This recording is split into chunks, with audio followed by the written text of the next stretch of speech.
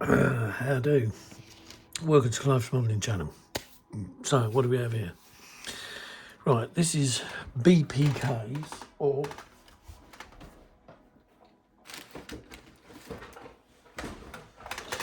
this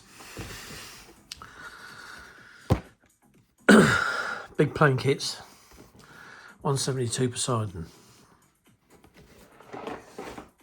Look at to do a review because I built it.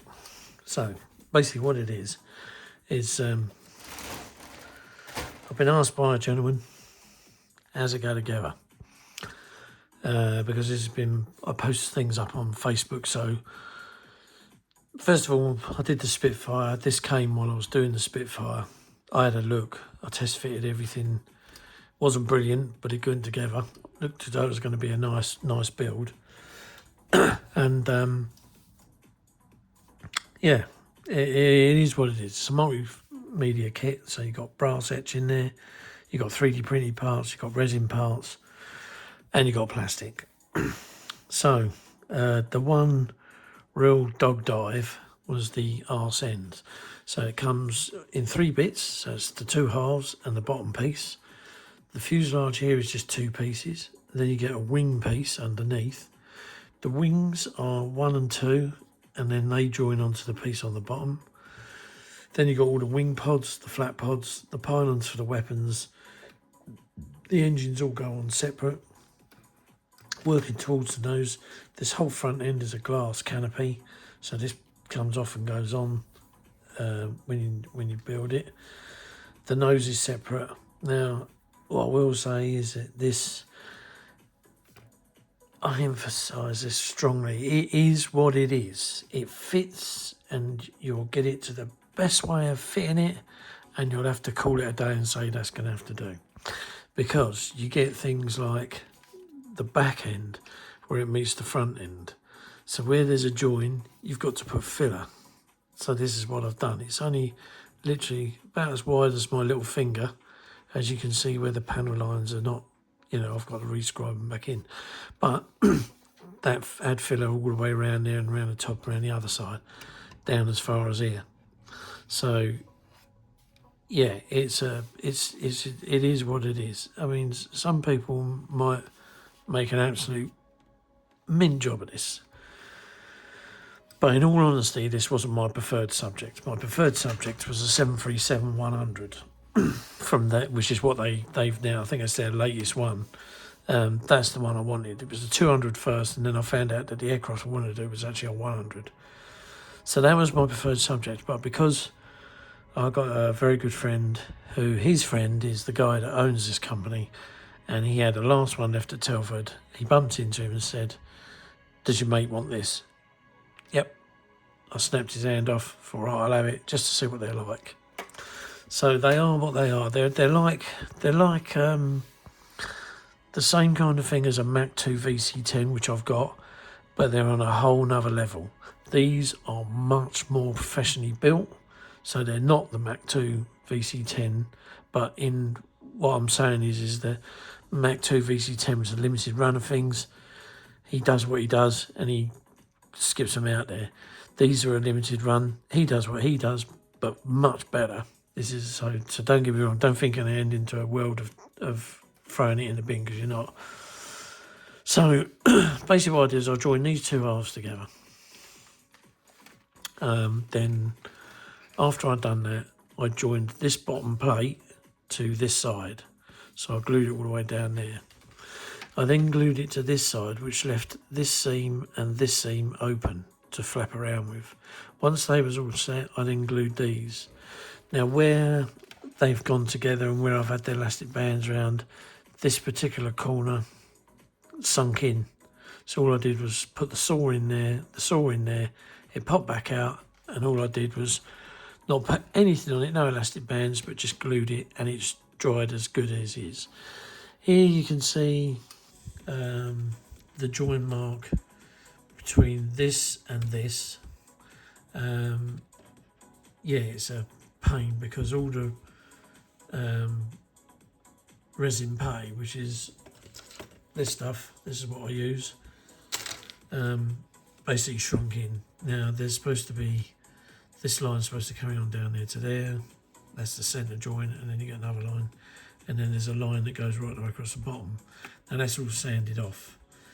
At the time I didn't have my plastic card, my thin strip. Now I have. I went over to my garage the other day and got the stuff out, so now I can repair this properly. It's got an amazing undercarriage bay, but if you want to go and put all the hydraulic wiring in there, good luck. I mean, I've stood in one of these bays many a time and had a look round and thought, my God, where'd you start? But there you go, that's another story for another day. The wings in general, where this piece joins with these outer pieces, it's hidden under here. So the only piece you're going to see of it is a little line here, which it does marry up quite good. The wings, as a whole, the kit is reasonably good. It does have a few quirky bits, but then you get a few quirky bits with modern day kits anyway, even with things like Tamiya, you know, you get a few quirky bits. But this all fits. I've not had to cut and truss and adjust everything about. You know, it's just, this is the only cutting I've done, is where it tells you to cut the piece off of this fuselage piece here. It comes right back here. So in order to fit that in, you have to cut that piece out and then slot it in. I cut it once, I cut it twice. It was then coming up that it was looking too short. So I put the cut back on, kept the cut bits, put two of them back on, and yeah, it is what it is. So that's that. I mean, there's again here around the front, I could have done better there by sanding that down. But the thing is, as you'll see, like especially with the nose section, you can see in the shadows the line round there. I mean, that's had filler. That's had the nose cone. You can marry it up with this part, but it doesn't marry up with this part. You can take that off. You can sand that down, which I've done several times. But then all of a sudden it starts making it lower. And if you look at the roof has now got a bloody ridge in it. So it's all things like that. You've got to say to yourself, I've put it together. If I can get the join looking sweet and out of sight, and, you know, okay, the nose is a bit small or whatever, you know, you can say to yourself, do you know what, I've done what I'm going to do. I'm going to call it a day. And that's that. And that's how it is with me. That's what I've done with this thing. But as a whole, it's got a lot of detail in it. There's still a load more aerials that have got to go on the top. And there's another load got to go around this area here. Loads of aerials here. What else can I say? On a whole, if it had to be marked out of 10, I think I'd probably give it an 8, maybe an 8.5, because it is that good. It's just a bit of a bummer that when you do these bits, the more pieces you make in a fuselage, the more you got to deal with. So if you could do the 2 fuselage halves in 2 halves, then great, you know. If you can mould these wings, I know I don't know how possible but impossible it is, but if you can mould these wings as one piece and then you only had to slot them in, or even if you did them where you can just clamp them up underneath, it's even better. So you got less, you know what I mean? But there's a reason why it comes like this, and that's because the guy's only got what he's got to work with, and so be it. But it's a good kit. It is an amazing. It's the only one. So in that respect, it's a 10 out of 10 because there's nothing else to compare it with. But it is what it is. So if you want to get one, I'd say go and get one. If you like 737s, especially if you like the military versions, there's a lot more probably going to come out for it decker-wise for the Yankee. The British ones were pretty boring. So, you know, but hold up. But there it is. Now, I was talking to a chap earlier, Graham. How do, fella? It was nice talking to you.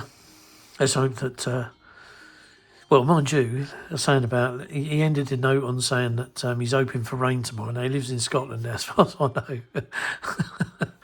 I went up to Scotland as a young child, and I think out of that 2-week holiday, I think we only had about 3 or 4 days where it didn't rain. But it's a lovely place. But hopefully for you, mate, you'll get your bench time. And you never know, you might make a start on this. This video really is for you, pal. Because I don't know anybody else. There's not much in the way of interest on these things because they're big commercial jets at the end of the day. But the masks are superb, so they fit around there. You got 2 for there, 2 for there. You got the landing light masks, and then I think there was some. No, there wasn't any more other masks. That was it. But you kind of doubled up on these and these exit windows here, and I think there was 4 of them. So if you did, whatever. Anyway, so yeah, it's a pretty good kit. Now, because this one's going to be RAF. I had to get some RAF decals. Yeah, and I'm thinking to myself, where can I get them from? Done a bit of hunting around, and these come through the door, as I was talking to Graham earlier. So, this is the Air Graphics Air 72022 decal sheet. And it comes with a nice little booklet here. I think I zoomed in a bit too much. So, we've got... where am I going with this light? So this is the booklet, and this is the decal sheet. So I'll take the tracing paper off, or the protective paper.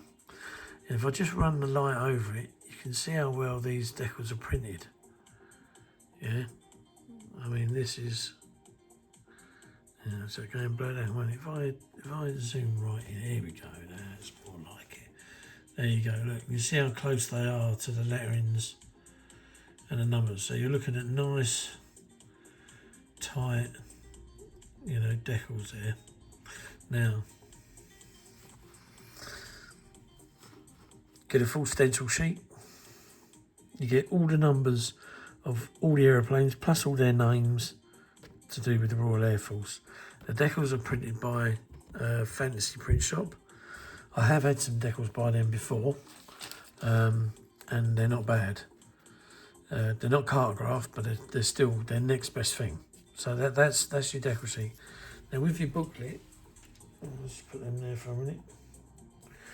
With your booklet, this is what you get. You turn it over, and you get a map of all the numbers to the decals, where they go. Stencil sheet, a lot. But what else did you get? You get an advertisement here for a book on a P-8A Poseidon. I've seen the book, as in seen that cover when I've been to the bookshop when I go there, but I've never looked into it because it's never held of any interest. Like I say, it wasn't my desired subject, so it's never held any interest to me. But Legends of Warfare do a P-8A Poseidon book, and that's recommended by these people for your reference. Now it also gives you recommended kits in 72 scale. So it says the recommended kit is a big planes kit, which is the one I've got. There is another one. I think Welsh models do one, but from what I've heard, it's it's not as clever as this one. They also give you colour notes. The airframe is painted in grey, BAC 707, which is a very close to FS 16231. Now, I've looked in Mr. Colour range and I can't find the FS 16231. Can't find it at all. So I've gone with the barley grey, and you know what? It's a pretty good match. Now it gives you other recommended paints. So you've got extra colour 301, extra colour 131, Hataka as HTK-C-044, life colour as UA-135, and Tamiya as XF-80. Now that's up to you whether you want to use any of them, but I basically got, where is it? Here it is here. I basically use this, Mr. Colour 334, which is barley grey. And it pretty much has done the job. Also up here it says colour notes, so it's giving you some notes here. It says the landing gear hubs and struts are light grey. the main rotor cap and hub is white. I think what that means is it's that there's the wheel. I think they're talking about the wheels, the main rotor cap and hub are white. I think this is what they're referring to here. So the wheels and the cap there is white. And there's the wheel there, it's white. The undercarriage bays are light grey. Yeah. I used XF19 Sky Grey from Tamiya. Inside face of landing gear doors is white. So the inside of the doors on your landing gear is white. So that's another help. As you turn over the page, you get the bottom of the aircraft, and then it shows you the placement of the new resin parts which come in the kit. Because as far as I can see at the moment, this company doesn't make those lumps. The only thing it does make is an access ladder to the crew, as well as doing these decals. So up here you got the RF fleet of Poseidon MRA1, all have particular names coinciding with the airframe serial. So 01 is Pride of Moray, 02 is City of Elgin. So they've all got black noses, hence that on there at the tip of the nose. Now it says that they're all gloss grey noses from 806. So Guernsey's reply is an all grey aircraft, so you don't paint the black dot on the front of the nose. The William Barker VC, he's the same, then 08 and then 09. So 6, 7, 8 and 9 are all completely grey aircraft. They don't have a black nose. But the early ones, so you've got Fulmar, Reykjavik, Terence Bollock. Terence Bollock. Here's Bollock. Yeah, I had it. So, there. Terence Bollock. City of Elgin and Pride of Moray. They've all got the black Hooters. Then you get some pictures of the real thing for a bit of reference, which is very nice. That's really helpful that they can they've done that there. It shows you the placement of the aerials, the colour of the outlets on some of the vents. So most of these are grey, but that one there's red. And then it gives you some other pointers here that like I don't know what that is. Something that's like lumpy and grey there anyway. So you can look these things up on the actual jet. Turn over the page again, it gives you more reference photos. Then it tells you the painting guide, so it gives you paint and decaling instructions of what to do and how to get the best results. And then on the back you've got the wheels and the engine and another picture of the aerials there. So all in all, this little decal set is a bloody 10 out of 10. Very nice indeed. And that, which goes together with the kit itself, is is all well and good, all very nice indeedy. So there we are. So that's a look at what I've been doing. This is not the next build. I'm still toying with the idea of what to do. I've got a guy who asked me about I can't remember, Daniel asked me about the Tornado that I did earlier. I did a 12 Squadron Tornado 2 years ago, painted it, and the guy went and had. Now I've started the Italieri 32 Tornado. I'm only 2 parts in at the moment, and I said to him, keep your eyes open because it's going to be a toy up between that model and this one. Now this will be a new build, but this is the Rafale C, so it's the Air Force one, as the M was the Marine one. So I thought, yeah, I've managed to get this kit. It is the Revel kit, but in an Academy boxing. So yeah, I can't make my mind up what to do. So anyway, so in the meantime, I was just diggering around. But do you know what? I finished that Airfix 24 Spitfire. Bloody hell. Christ. That wasn't my arse either. Jesus, he went up the hill. I don't know whether you heard that, but God knows what it was. We right off there. Bloody hell. We do get a few growlers go up the hill, these Ferraris and AMG Mercs. They just love this hill outside, I think. Anyway, yeah, after I built that 24 Spitfire, I sat there for probably best part of nearly 4 days. Didn't know what to do with myself.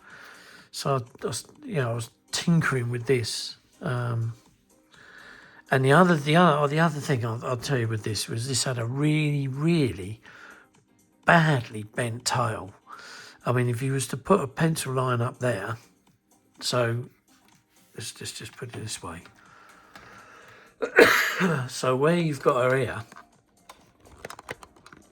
and the tail's pretty straight, right? So, where's the camera? There we are. Right, so the tail's pretty straight, right? My tail, before I did what I did with it, started here, started bending out, and ended up here. There was no way I thought on earth am I going to get that curve out. And I did by gluing the back together, wedging it between 2 bits of wood and clamping it tight. So actually the back was as straight as a die. The front was a bit that was twisted. And then eventually what I did was, once the back had dried for 3 days, I then got the front and put it together, got it all straightened up, and then run a bead of glue along it, and then left it, and then I smeared super glue over the top like that, and then sanded it down, and it's as straight as a die now. I thought I was going to have to either stick it under hot tap or over the steam, or something terrible like that, which I'm a bit dubious about doing half the time. But the gluing procedure was the one that did it. So yeah, so this was kind of the result of those 3 days drifting by. You know, I felt like I mean, that Spitfire kit was so good by Airfix. I mean, it really was. I highly recommend that kit if anyone wants to get it. And you can see my 4-part build on it as well on there. So yeah. So anyway, coming back to this, it's a good kit. It is what it is. These are fantastic looking decals. I'm hoping that they're going to go on all right. As soon as the engines to the VC10, they're Conways, so as soon as they turn up, I shall have a little look at them, and we can have a little review on them and see what they're like. And then I'll have to try and see if I can find my VC10, dig her out of a box somewhere buried deep in the lockup, and then see if I can get her finished at one stage. But I think in the meantime, it's a toss-up between the Rafale and the 32 Italieri Tornado,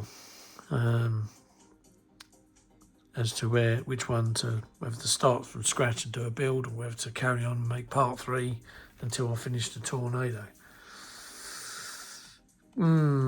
Choices. Still, this is it. This is where we're going with this. So I've just got a bit of tidying up to do before I can finish her off and then put the decals on. And yeah, and thanks for talking to us, Graham. It was nice to us, been in the texting mode tonight. There's yours, pal. There's the decals. Get yourself cracked on, and I don't know if I think you said you had. Yeah, he has got the Poseidon. I remember he said he had. So yeah, hopefully this gives you a bit of motivation. And the other thing as well is, before I go, I put lead in here. Now, if you go on YouTube,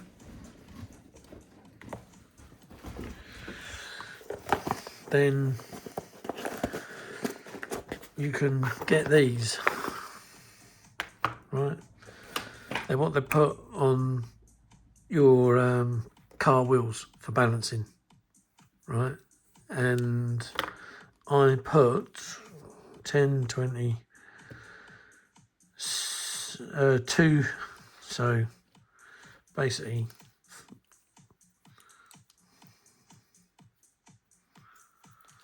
that's what I put in there, is 2 strips. What's that work out? 10, 20, 30. So 30 grams. So 60 grams there, and I put that in the nose. You just cut these things in half, like that, and then stick one to one side, one the other side. Dab a super glue on the end. They ain't going anywhere. And that's what I did, and that's what's in the nose. And you think to yourself, God, that's going to weigh some 60 grams, but you know what? On a model of this size, it's next to nothing. Not only that, the undercarriage is made of plastic, so it looks sturdy enough anyway. So, yeah, so there we go. Right, so on that note, I'm going to naff off because I've got an early day tomorrow. Oh, dear, all these trips I've got to do. So, yeah, I better get an early night because I've got to start at 6 and it's now 12 midnight here in the UK. So, thank you very much. I've got to thank all my subscribers. Whatever I'm doing something right, because my channel has risen now. I think when I last looked it was 990 subscribers now, but in the last, from the beginning of January to last Friday, I got a thing from YouTube and my subscribers had gone up by, I think it was 113. It's now something like 130 something, and they keep going up. You wonderful people, I don't know what you're just wonderful people. So thank you very much indeed. And yeah, I noticed that a couple of people are now sharing my videos. You know, listen, share them, because all it is information. It's information for modelers to find out another way of doing something. You know, we're not going to be a millionaire out of this, no way. But it just, if it helps make people make better models or have a better understanding, and this is coming from, like, I'm autistic, so the way I make models is totally different from how my mate makes them, and he's not autistic. I don't know whether there is such thing as a normal person. My consultant referred to the normal people as, oh God, what did she say? I don't know, I can't remember what she referred. Lemmings, that was it. So she said they're lemmings and we're the autistic sods.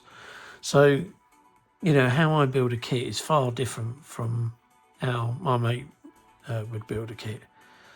And I've been round to his place on a few occasions and noticed that something, and I said, how did you do it? Yeah, I watched your video. And it was like, you know, bloody hell, that's how you do it. Oh, well, that's how I do it. I said, I know I'm not a wizard or anything special, but I said, that's how I do it. That's how I do things. So, you know, maybe I should just crack on and maybe do that tornado. And then you'll see how I do a 132 kit, how it comes together. So it's already partly built, but I've left it from where I left off on part 2. So maybe we'll give that a go and get that finished this year. I've got some nice 12 squadron markings that a chap called Phil Fisk, if you're watching, Phil, thanks very much, mate. He sent me the decals to do this 12 squadron bird. And very nice and of him, and very nice they are indeed. And they're another fantasy print shop job. So, shut up, Clive. Go to bed. You got an early day. Get on with it. Let these people go. Right, okay, thanks very much. Like and subscribe if you think I'm worth it. And I'll see you again in a new one. Cheers, fellas. Bye, guys and girls. Whee!